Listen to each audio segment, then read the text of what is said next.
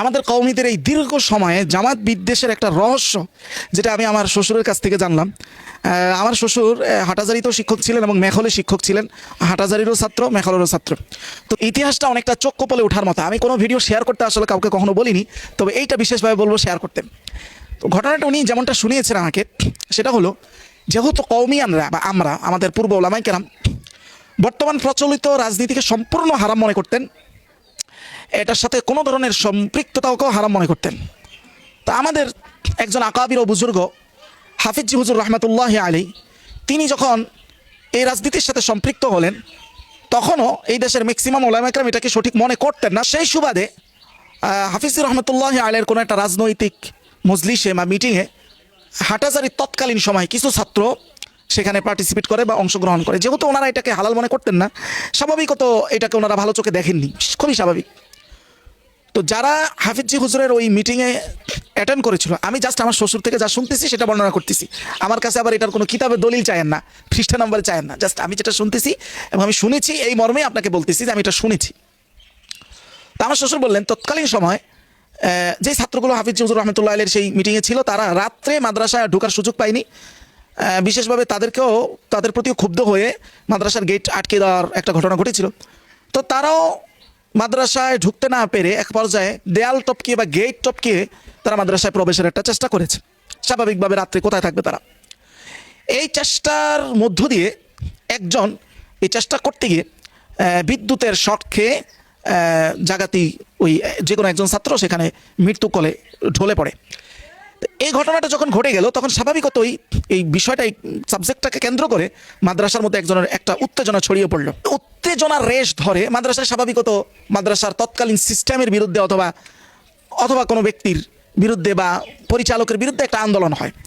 ওই আন্দোলনের রেশ ধরে আবার মাদ্রাসা কর্তৃপক্ষ, যেহেতু আমাদের কওমি মাদ্রাসা অবশ্যই এটা হয়ে থাকে, যেহেতু এটা সাহিত্য শাসন, একজন যিনি পরিচালক থাকেন ওনার কথাই এখানে আইন, এটাই শেষ কথা, এটাই শুরু কথা। যেহেতু এই সিস্টেমই চলে আমাদের, এবং এই সাহিত্য শাসনটার জন্যই আসলে যে আমাদের বেফাকের সার্টিফিকেট না নিতে চাওয়া, আলিয়া মাদ্রাসায় পরীক্ষা দিতে না চাওয়া, এগুলোর পিছনে অনেক আমলি বা বাস্তবমুখী কিছু কথা বলা হয়। কিন্তু এটাও যেমন সত্য, তেমন সাহিত্য শাসনের যে একচ্ছত্ব যে অবস্থানটা, এটা ধরে রাখাও এখানে একটা বড় উদ্দেশ্য, যেটা বলা হয় না। তো কিছু উদ্দেশ্য যেটা বলা হয়, আর কিছু উদ্দেশ্য আছে যেটা গোপন করা হয়। অনেক ক্ষেত্রে গোপনীয় উদ্দেশ্যটাই অনেক ক্ষেত্রে বেশি হয়ে থাকে। তাই হোক, তো এখানের সাহিত্য শাসনটা হচ্ছে যে কোনো আন্দোলন হলে বা যে কোনো দাবি যদি জোর গলায় কেউ জানাইতে যায় বা কেউ যদি তার অধিকারের কথা বলতে যায়, এটার বলার সাধারণত পারমিশন নাই। এটা যদি মাদ্রাসার বা সাধারণ সিস্টেমের বিরুদ্ধে যায়, তাহলে এটা অপরাধ হিসেবে গণ্য হবে, এবং এটাতে মাদ্রাসা চাইলে আপনাকে বহিষ্কার করে দিতে পারবে। এটা মাদ্রাসার একবারে হাতের মোয়ার বিষয়, এটা সবাই জানে। আমরা এই সিস্টেমকে মেনেই চলছি, বাস। তো এখানে অভিযোগ হিসেবে বলতেছি জাস্ট ঘটনার অংশ হিসেবে, যে তখন স্বাভাবিকত আন্দোলন হওয়ার পরে বহিষ্কার করা হলো এরকম প্রায় 300+ ছাত্রকে। এই 300+ ছাত্রের মধ্যে নাকি হাটাজারি তৎকালীন স্থানীয় কিছু প্রভাবশালী ছাত্রদের লিস্ট তো সেখানে অন্তর্ভুক্ত ছিল। তো স্বাভাবিকত যারা এলাকার প্রভাবশালী, তো যেহেতু প্রভাব তাদের আছে, আবার স্থানীয়, তারা তো এখানে এটা খুব এমনি যে আপনি বহিষ্কার করে দিয়েছেন, আল্লাহুম্মা আমিন, আল্লাহ হুজুরকে তুমি খাইয়া দিও বিরহমাতিকা রহমান, এইভাবে তার ছাড়বে না। অবশ্যই এখানে তাদের একটা প্রতিক্রিয়া আছে। তো প্রতিক্রিয়া স্বরূপ তারা তৎকালীন ওই এলাকার কিছু জামায়াত সংশ্লিষ্ট কিছু ভাইদের সাথে হয়তো তারা তাদের আশ্রয় চেয়েছে, যে ভাই আমাদেরকে তো এইভাবে বের করে দিছে, ইত্যাদি ইত্যাদি, আমাদের জন্য কিছু করেন। এই বহিষ্কৃত ছাত্র কওমি মাদ্রাসা থেকে, যাদেরকে কওমি গোলামির কারণে বহিষ্কার করা হয়েছে, তো একজন ভাই মারা গেছে এমন কাজের জন্য যেটা আজকের সমস্ত হুজুরদের কাছে হালাল, তৎকালীন হারাম ছিল। ওই মৃত ভাইটার জন্য যখন দাঁড়াইতে গেছে, তখন আবার বহিষ্কার। তো স্বাভাবিকত যেহেতু জামাত তৎকালীন সময় থেকে তো এরা রাজনীতির সাথে সম্পৃক্ত, এরাও জিনিসটাকে হয়তো অন্যভাবে নিছে, আর এরাও আশ্রয় চাইছে। তো দুই গ্রুপে একটা সংগঠিত হয়ে তারা হয়তো প্রতিশোধের উদ্দেশ্যে, বিশেষভাবে মাদ্রাসার যারা এটার বিষয়ে নেতৃত্ব দিছে, পরিচালক থেকে নিয়ে, তাদের প্রতি তত ক্ষুব্ধতা থাকবে, তাদের উপরে চাপ প্রয়োগ বা অ্যাটাক করার উদ্দেশ্যে তারা মাদ্রাসায় ঢুকছে, করছে। পরবর্তীতে যেটা জানা যায়, তারা যে উদ্দেশ্যে ঢুকছে এটা তারা সুবিধা করতে পারে নাই তেমন।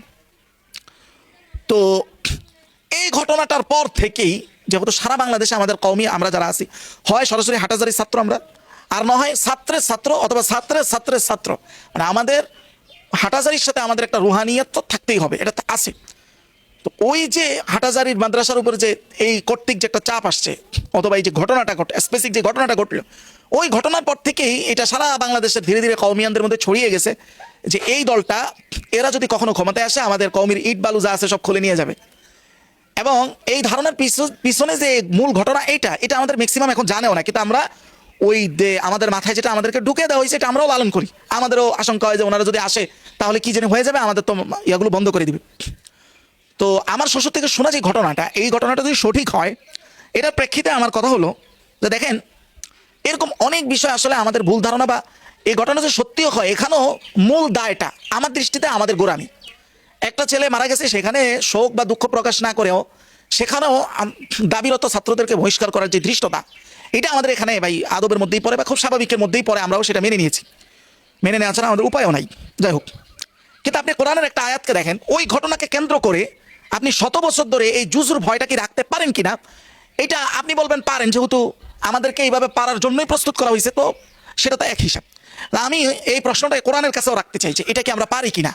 আসেন, সূরা হুজুরাতের 9 নম্বর আয়াতের বর্ণনা আল্লাহ তাআলা বলতেছেন, ওয়া ইন তাইফাতানি মিনাল মুমিনিনা ইকতাতালু। আপনারা শব্দ খেয়াল করবেন, ইকতাতালা ইয়াকতাতিলু, ইকতিতাল মানে হলো ডাইরেক্ট কতল করা, মানে হলো যুদ্ধ, সশস্ত্র যুদ্ধের কথা আল্লাহ বলতেছেন। মুমিনদের দুই দল যদি, মুসলমানদের দুই দল যদি ইকতাতালু, তারা যদি নিজেদের মধ্যে পরস্পরে সশস্ত্র যুদ্ধে লিপ্ত হয়ে যায়, তো প্রথম কাজ আমাদের কি, ফাসলিহু বাইনাহুমা, দুই দলকে ঠান্ডা করার চেষ্টা করা, দুই দলের মধ্যে সালিশি কাজ করা, দুই দলের দাবি, দুই দলের অভিযোগ কি সেটার ভিত্তিতে একটা সমাধানে আনার চেষ্টা করা।